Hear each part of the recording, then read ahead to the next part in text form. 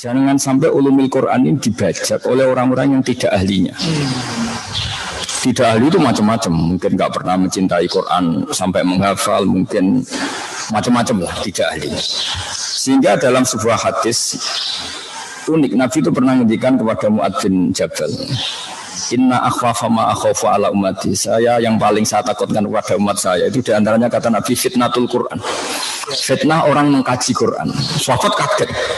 Kenapa ya Rasulullah?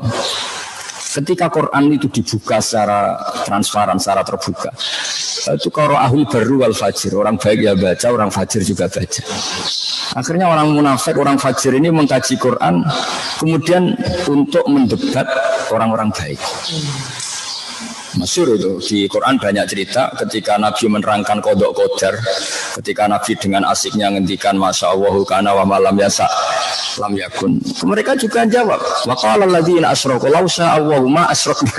Ya kalau gitu Muhammad kita syirik ya kersane Allah, kita miskin ya kersane Allah, kita maling juga kersane Allah, ngapain Anda larang-larang? Yang unik dalam ilmu sosial, orang-orang kafir itu kalau disuruh Nabi, itu orang-orang miskin itu kasih makan. Ya Muhammad, tentu mereka manggilnya jangkar. Ya Muhammad, itu sudah direncanakan Tuhan memang miskin dia. Jadi kalau saya beri makan itu merusak rencana Tuhan. Artinya qadha qadar itu dipakai alat untuk menolak syariat. Makanya masyhur itu kan wa idza qila lahum anfiqu mimma razaqakum wa qala alladziina kafaru lil ladziina amanu anut'imu mal law yasha'u atama. Masa saya ngasih makan orang yang andekan Allah menghendaki ya dikasih makan. Allah tidak ngasih makan, bukti kalau rencana Tuhan memang dia miskin, dia kelaparan. Jadi seperti ini saya ngajar di BPK itu kalau menurut mereka haram. Mereka nggak paham agama misalnya, itu sudah dalam rencana Tuhan. Ya biarkan saja tetap nggak paham, ikuti aja rencana Tuhan. Jadi kalau BPK nangkap koruptor itu ya salah. Mereka korupsi itu sudah direncanakan Tuhan, sudah ada tulisannya kalau dia itu koruptor.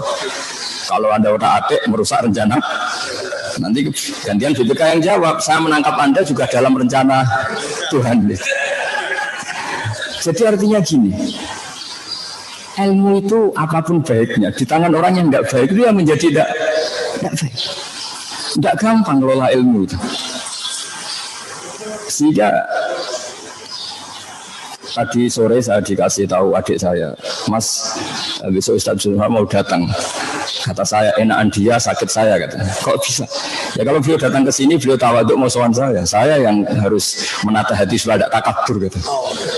Itu seperti kiai didatangi orang cantik. Kiainya, orang cantiknya melihat kiai itu ibadah, melihat orang alim itu ibadah. Orang alimnya yang ribet melihat dia dosa.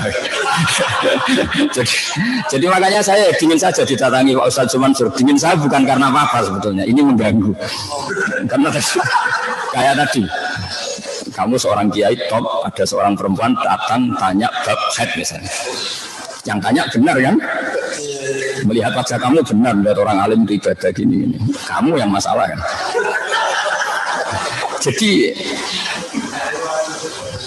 nah ini saya omongkan biar Pak Ustadz Zulhar mikir supaya nggak datang ke sini lagi karena itu mengganggu perasaan seperti itu. Tapi nanti kebalikannya kalau yang saya datang ke sana itu baru keren saya karena saya tawaduk harus jadi bagus. Makanya kemarin ketika Pak Kures nelpon saya ingin saya datang ke Jakarta karena beliau sepuh, saya langsung datang. Karena itu dengan cara itu saya lebih baik. Beliau sepuh, beliau habib, beliau alim ya saya sowan. Sebenarnya saya juga pernah diminta kapan-kapan beliau mau ke sini, tapi saya mikir waduh ribet ini. Ribet ini maksudnya. Lebih mengganggu. Karena nanti beliau terlalu benar, saya terlalu salah. Jadi itu ilmunya ulama. Jadi Quran juga gitu. Kita ini mikir Islam ini dibawa kemana? Kalau kita ngomong Islam secara serius, nanti bagi orang awam menjadi tanfir. Jangan kira sering baca Quran itu dibenarkan Nabi terus ya tidak juga. Kadang yang sering baca itu malah salah. Karena konteksnya sosial. Misalnya gini, ini cerita dalam hadis.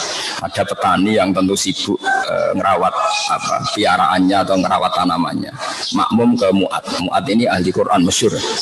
Dia bacanya Quran enak terus panjang.